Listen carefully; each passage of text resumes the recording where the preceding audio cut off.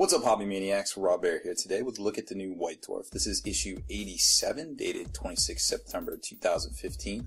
And yes, at long last, 40K is back.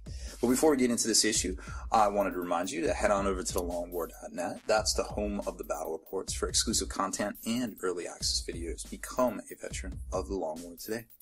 So let's take a look at this White Dwarf here. It was really interesting. I read a lot of it already. And to tell you the truth, well, it's probably the first one in a couple of weeks that I've actually done. Honestly, I've just been really focused on a lot of other things going on, projects here, that I just haven't felt the need to do them. And, you know, I'm really sorry if you guys rely on these, video reviews or slash, previews of the new issue. We will definitely moving forward with 40K coming up. Definitely be doing a lot more with that. But, that being said, let's jump right into this issue because 40K is back, obviously. So if you haven't heard yet, Skarbrand is on the warpath here. Definitely coming back. It looks like a great model, but, very well detailed. But it doesn't look like to have a lot of different, ways to put them together. It looks like it all just goes together one way. And kind of like we saw with the Lord Celestin, which is, to be honest, a little disappointing. I mean, he's great. He's sculpted well, but honestly, you can just buy the Bloodthirster kit for 10, 20 bucks less and just kind of do the same thing. I mean, you might not have quite as ornate of axes, with Slaughter and Carnage, but, I mean, to be honest, I guess, the whole G-Dub thing where 20% of us are actual gamers, the rest of us are collectors. Maybe it's cool to have the Skarbrand model, but,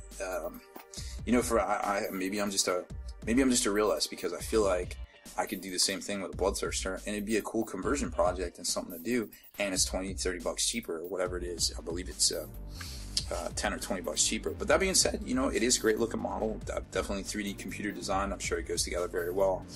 Snag one of these up and do an unboxing as soon as it's out. But also you got to keep in mind, hey, this thing, there is a better way to do it perhaps, and you can definitely convert up your own. So it gets into this section, Code Apocrypha, where it's talking about, Skarbrand and pissing off Khorne and him throwing down from the Brass Citadel and all that stuff, just kind of the background. If you played Demons before in 40K, you probably already heard a lot about it, so it's kind of like a refresher there. Paint splatter section is really interesting. They got some good recipes for bone, for this crazy kind of dark and red kind of skin tone. Then they got some brasses, which are really cool because they don't use the golds, which is kind of sometimes gold, when you're painting gold, it's a little hard to do because you have to start with like a dark and then kind of work your way up to a lighter version of it, which is kind of frustrating sometimes, to be honest. When you're doing gold trim, you just want to go quick. And this is a really cool trick using brass, which I kind of feel like I've always used brass on my Iron Warriors when I've been doing Chaos and my Khorne contingent as well. So, I think that's definitely good if you're looking to save some time there. Then it gets into like the skull and stuff. We've seen that before, some silver metal, black trim, and a beard. And of course up here, the little spoiler, next week, the Rising Storm, which could be a little teaser. I'm gonna call it that. It is the Storm Surge, the new Tau super mega suit with all the missiles. That's probably gonna go on pre-order next week. So we'll see all sorts of things on how to paint him. Then there's a hobby feature in here, some stuff about armies on parade. Nothing too crazy. Great looking Tyranid Behemoth army in here. That's all done with layer painting, which I think is pretty cool looking. Then it gets into the actual rules section, which is really interesting because I don't know about the points cost, but as far as everything else, it really appears like Skarbrand is pretty much the same rules-wise as he was in 40K as he is in the Demon book. That being said, he obviously wasn't in Age of Sigmar, so there's that. But, getting back to his actual rules in here, I feel like he's really good. I mean, he's Demon Prince stats, but when you look at it, the glaring weakness with Skarbrand is the fact that he only moves 6 inches.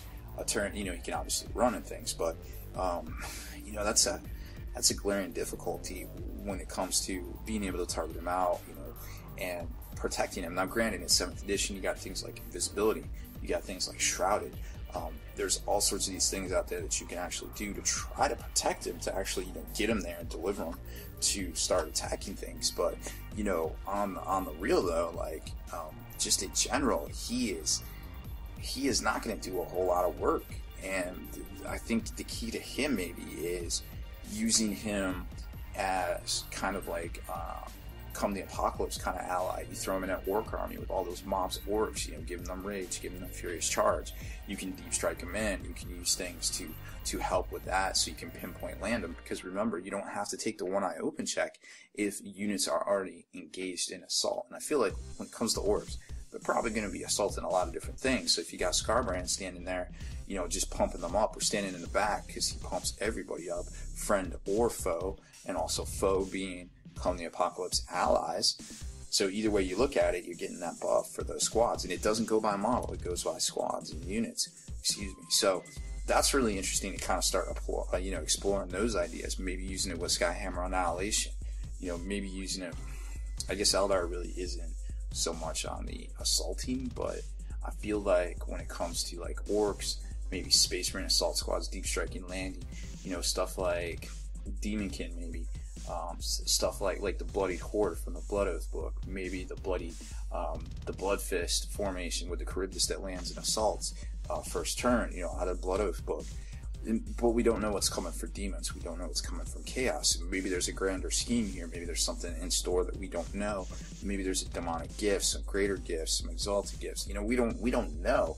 But just taking on base value, I don't think he's really worth taking, you know, unless you have a grander scheme, because also keep in mind that a lot of fast-moving Khorne units are going to run away from him. They're going to be out of range to even get that buff. So, you know, it's a little difficult and it's a little frustrating. It's a little maddening.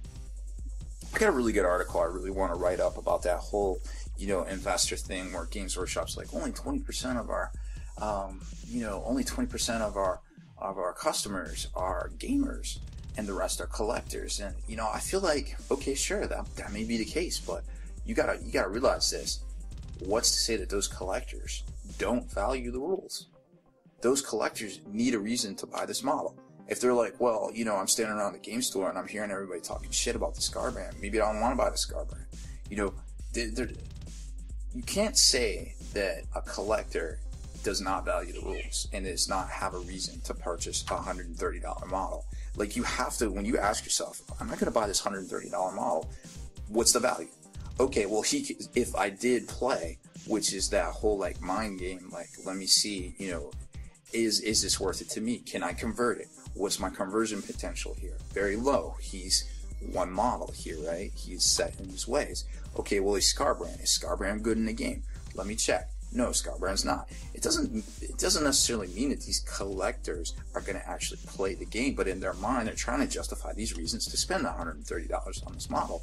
So you can't say that, in my opinion, that you are not going to support the gamers because they're only 20%, perceived 20% of your market, and it's not worth allocating resources to, when those other 80% might still value the fact that the rules are quote-unquote good or valid, or they add value to this particular model. Or, I buy this model, I got 3 different ways to make it. You can't tell me that doesn't come into people's minds, because that is the very first thing I think about. The very first thing when I see this is, can I make this a different way? No. Boring. Like, for me, I want a challenge. I want to have to go buy the Bloodthirsters $20 cheaper and convert up Skarbrand now. I'm not saying this isn't a gorgeous model. I'm not saying if you don't have 3 of those Bloodthirsters already, don't buy this model. I'm just saying, for me to want to buy this model, it's just not there. It just really isn't there, and it's a little disappointing for me. Now, when you take a look at his Age of Sigmar rules, that's really interesting too, because look, you got this many rules for 40k and this many rules for Age of Sigmar. Really interesting stuff. I mean, he's got this thing called Tonal Carnage, where basically he goes off and he causes 8 wounds to a model in a unit. Like, that's just crazy. So on, like, turn, and basically it's how pissed off he is based on wounds, on a 2-up, on a 3-up, stuff like that, going back up. So I mean, as far as Age of Sigmar goes, he's solid. He's a solid investment. Just take him. So I feel like if you play Age of Sigmar, there's value there, because his rules are cool. He's got this this whole little chart here, this damage table chart, which I kind of feel like is almost like HeroClix. If you've ever played HeroClix, you have the click as you take damage, you start losing or gaining abilities. They're usually like little symbols, square, like a circle that's green, or a circle that's blue, or a square that's yellow, or something like that. So I feel like this is kind of like, almost like that little, like, you're turning the dial, you're taking wounds, you're gaining or you're losing abilities to do things, which is really interesting if you think about it. Like, holy crap, Age of Sigmar, some of these big guys, that's like literally HeroClix rules. Which is super interesting when you start thinking about all this stuff, what's going on in the mind of the game designers, which we'll never know because of all the bad publicity and all the stigmatism from the Matt Ward era. You know, everybody blamed everything on Matt Ward, because clearly it's Matt Ward's blamed for everything, I feel like, right? Anywho, getting down off the soapbox again. Whew, that was a long one. There's more features on Skarbrand. Is 2 awesome looking weapons, one with Armor Bane, one with Flesh Bane, of course, and just gets into more stuff, more previews. So we're pretty much out of the woods. When we get to the back, we see a storm is brewing, plus tanks, aliens, and a zone of death. Don't know what the zone of death is. It is rumored that Horus Heresy is going to have something to do with that. Will we see it? 50-50 there. I would say maybe 5% chance there. Definitely feeling we're going to see some Tau here soon. And if I had to guess on Tau Release, Storm Surge, then that crazy Death Knell suit, then they'll start working on, you know, like the Fire Warriors, the other things that are re-releasing, maybe the Crisis suits. I could see the Codex actually coming out 4th or 5th week, because they're going to string it out as long as they can. But then again, they usually give us the rules in the kit, so you can't be so much of a hater there. New releases, boom, there they are, the new Visions, which we've kind of already seen Visions number 22 with the Storm Surge on the cover already, and then Skarbrand himself for $130 US. Now, first of all, I'm not even going to get into Age of Sigmar. If you've watched the last couple of my videos on the White Dwarf, you know it's kind of how I feel about it. I hope that GW learns from this whole 13 weeks Age of Sigmar, never does anything like it again. Moving forward, I can't wait to see the new Tau. I can't wait to see how 40k is going to change and react to this. I love Skarbrand. I think he's a great looking model. I don't think I'll be picking him up for keeps, unfortunately, but I'm sure there's a lot of people out there that really feel like this is a great addition to their army, and I definitely can't say, hey, don't buy them, but definitely look at things before you start spending $130 on a model. I feel like once again, best miniatures company out there as far as design goes. You can't knock Games Workshop. There's a reason they've been around for 35 years. So you know what I'm saying there. So that's about it. Thanks for hanging in there with me on this one, guys. It was a really interesting issue and really interesting things going on here. I had a lot to say. Haven't hit you with one in a couple of weeks, so we're back. 40K's back. Happy times. Doing my happy dance here. So make sure you stay in the trenches. Subscribe to this YouTube channel. Check out the blog, spikybitsblog.com, and make sure you head on over to thelongwar.net as well.